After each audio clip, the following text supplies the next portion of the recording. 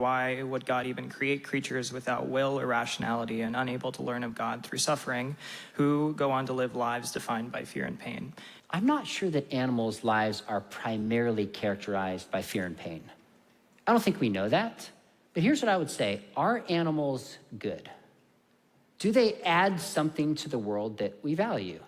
They're fun and they're beautiful. They make life interesting. Like, we realize there's something good about animals. Well, then why does God make them and they can suffer so much? Well, one thing to keep in mind is pain is not bad. Pain is actually good. In the fall, we don't have pain created. Pain is exacerbated for Eve in childbirth, but she already had pain. You cannot survive and thrive in the world without pain. If my side hurts, I need to know that so I can change something.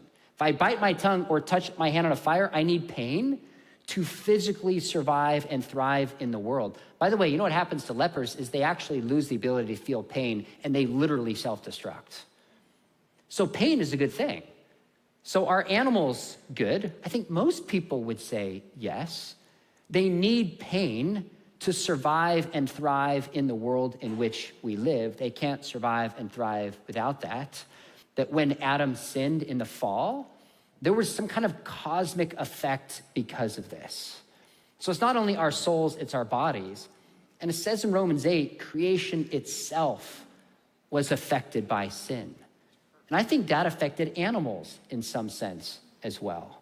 But it is really interesting when you look in the Bible. I had Peter Singer on, who's one of the leading atheists in the world for 50 years. And I talked about how much the Bible talks about like caring for animals. I mean, in Deuteronomy 5, give a Sabbath to your animal. You can actually judge somebody's character in many ways by how they treat their animals. So I think when we piece some of these things together, I think most of us would agree that life with animals is much better than life without. There's reasons why there's some pain, and sin has messed things up for sure, and it's gotten worse, but God is going to redeem things at some point in the future.